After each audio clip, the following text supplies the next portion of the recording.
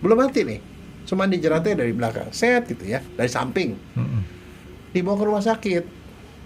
Di rumah sakit dia bilang, oh enggak ada kecelakaan atau whatever lah. Tapi si dokternya ini curiga, kok ada garis ini.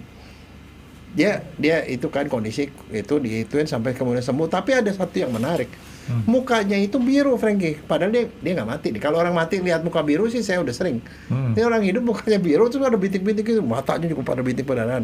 Bintik perdarahan di bagian putihnya itu bintik perdarahan semua, di mulutnya juga.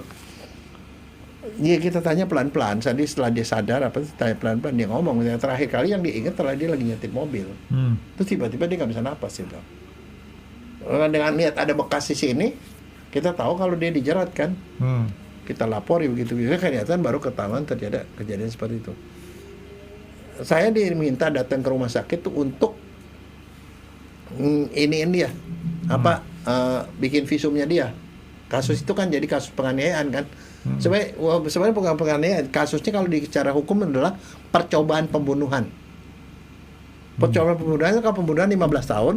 Kalau percobaan pembunuhan itu dikurangi sepertiga, Frankie. Jadi pembunuhannya itu tidak berhasil, tapi udah ada upaya. Jadi yang dia kenanya kan 15 tahun, dikurangi sepertiga. Jadi 10 tahun. 10 tahun. Saya bikin visum lagi tuh, tapi sebenarnya waktu itu saya belum pernah tuh terus terang nangani kasus yang orang selamat dari asfiksia, Frankie. Asfiksia dijerat ya. Akhirnya saya amati sampai di kemudian dia pulang sih nggak ada masalah dia. Untung jadi nggak terlalu lama rupanya. Anoksianya nggak terlalu lama. Pulang itu baru 3 minggu baru mulai hilang yang bintik Jadi nggak terlalu keganggu otaknya tuh, Dok ya? Nggak, untung nggak terganggu, Frankie. Tapi hilangnya itu bintik-bintik merahnya itu. Merah bintik-bintik seluruhnya, mukanya bintik-bintik. Sebatas yang jeratan ke atas tuh merah semua. Itu udah pasti semua seperti itu, Dok ya? Orang kalau misalkan dibikin asfiksia tadi ya? Iya. Simak cerita selengkapnya di YouTube channel X Undercover dan jangan lupa di subscribe.